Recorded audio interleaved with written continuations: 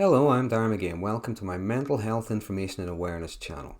Now today's topic is going to be part of a series looking at the roles within a narcissistic family. Now I've made previous videos on the characteristics, the dynamics within a narcissistic family and how they often operate like a cult. Today I'm going to be looking at members of that cult and beginning with the golden child. Now, if you like this video or if you find it helpful, please check out my other videos on mental health related topics and please consider subscribing to my channel. Now, firstly, when it comes to narcissism, I'm not talking about how we can be selfish, thoughtless from time to time. I'm talking about pathological narcissism. And that can often be characterized by a sense of entitlement, resistance, sensitive to criticism, the need for attention, for admiration, and being disagreeable, having a lack of empathy, an inability to regulate emotion. And when a parent, or sometimes both parents, are narcissistic, as I say, the family often becomes more like a cult. It's a cult where image is everything. And there are rules which must be obeyed, and everybody in that cult has their role to play in order to maintain that image. Now, to the outside world, they are perfect, they are lovely, they are wonderful, and they are envied. In reality, behind closed doors, there is emotional turmoil, there is humiliation, there is control, and there is fear. And in those roles that are created, particularly for the children, there is a hierarchy. Now, some of the roles a narcissistic parent creates for the children include things like golden child, as we'll be looking at today, scapegoat, mascot, to name but a few. Okay, so let's begin. Okay, now, being a narcissist, remember, being a narcissist, the parent, they have little to no emotional depth. They tend to live vicariously through their children, more so than, say, their partner. In fact, more often than not, the partner is often portrayed to be a source of misery, disappointment. It's their way of turning the children against the other parent, alienating them from the other parent, and in many ways they are taught to disrespect the other parent. And remember, narcissists see themselves as special, unique, they are entitled, they are flawless, they are perfect. So perfect parents are entitled to have perfect children. So any flaws in the children at all are often the fault of the partner. You know, they'll hear things like, they get that from your side of the family. And all of the children in their own different ways, the golden child in particular, is seen as an extension of the parent. Therefore, they're treated as the favourite. They are the precious little princess. They are the brave little soldier.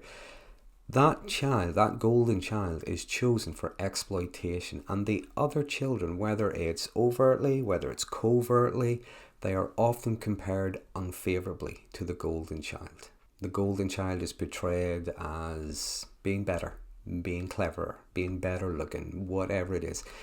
It is the standard the other children have to reach in order to be valued, loved, which they never will. And again, whether it's overtly, whether it's covertly, the other children will hear things like, why can't you be more like him? Why can't you be more like her? Another role for the golden child is often to be the narcissistic parent's substitute partner. Remember, the partner they have is often portrayed as being a source of disappointment and misery and so on, being not good enough.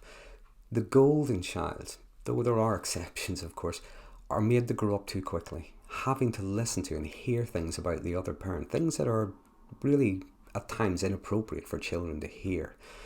But this is because they are the parent's supply. Okay, they validate the parent, and when the child does well, when they look well, when they achieve, when they join something, become a part of something, it is the parent who gets congratulated. It's the parent who gets praised. So the golden child keeps that position as the favourite just so long as they keep bringing in that supply, just so long as they keep bringing in those results. They can do no wrong until of course they do. Okay, now when any child misbehaves, there's generally some form of correction somehow. You know, that could be maybe being grounded, that could be put on the naughty step, a loss of privilege or whatever. In a narcissistic family, when one of the children misbehave, they get punished in a way that is usually quite frightening, humiliating, usually something that has them believe they are bad children somehow. They get a lot of shame and guilt inflicted on them. When the golden child misbehaves, however, all of the children are punished. And because rules are often inconsistent, they're often vague, depending more often than not what mood the parent's in.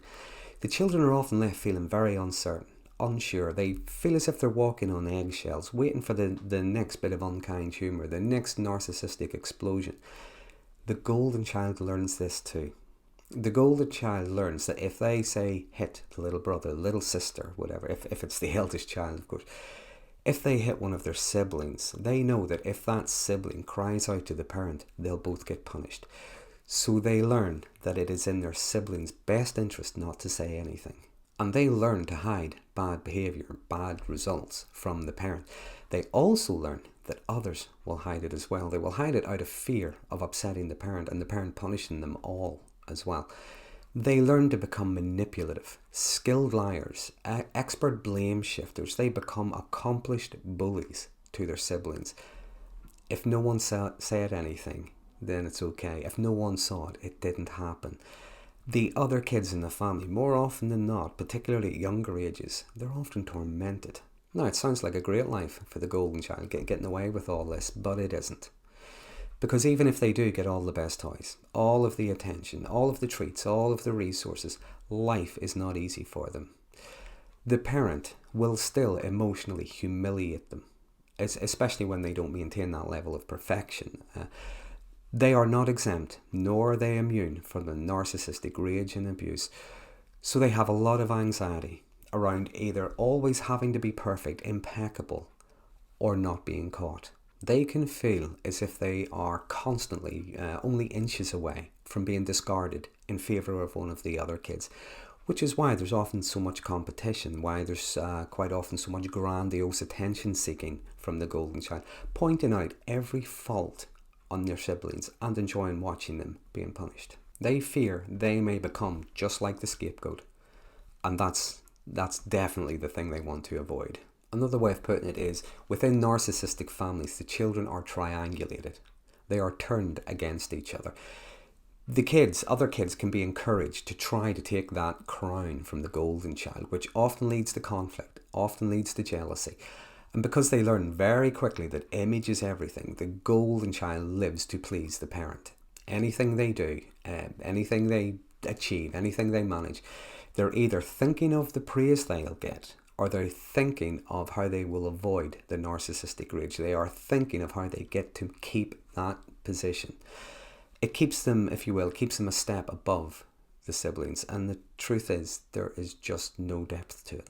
Anything at all they achieve or manage it lasts but a moment. Because as much as the parent lives vicariously through the child, the golden child lives vicariously through the parent. They learn they are only of any value if they are the best, the brightest, have the best toys, the best clothes, because they don't learn any sense of self. They don't really think ahead. They think just like the parent, what helps me to win? What helps me to get ahead in this moment? They learn that image is everything. Now, when it comes to children, children have a need to be loved unconditionally. A child needs to know that even if they get 2 out of 10, even if they break the family heirloom, they know the parents will be disappointed, angry even. They may get punished somehow, but they still know they are loved. Children of narcissistic families, narcissistic parents, they are loved conditionally.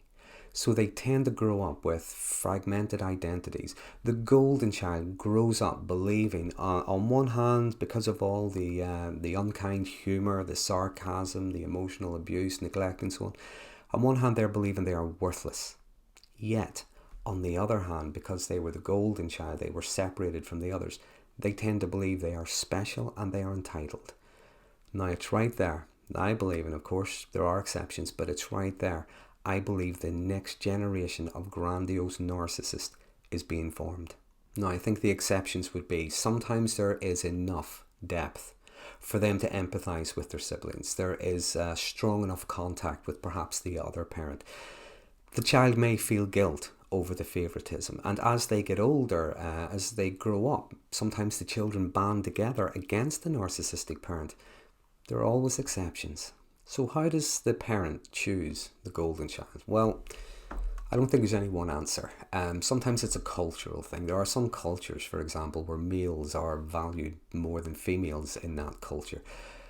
Perhaps if it's in the cases of 3 children, you can have 2 boys and a girl, so it's the girl who's favorited, or 2 girls and a boy, so it might be the boy who's favorited. Sometimes it's the eldest, sometimes it's the youngest. However, my belief is, and this is based solely on 2 narcissistic families that I've known over many years. One when I was a kid growing up, and the other guy I met when I was in my early 20s, still know him to this day. In those families, the golden child was the one who looked the most like the narcissistic parent when they were younger. Now, who knows? Maybe there's something in that. So, there are my thoughts on the golden child. The golden child within the narcissistic family. What happens when they grow up? Well, that's going to be explored in a future video. If you have any comments or questions, please use the comment box below. I do like reading and responding to your comments when I get a chance to. Please let me know if there's any topics you'd like me to cover in the future. And if you like this video, please consider subscribing to my channel for future updates on mental health related topics. Until next time, thanks for watching.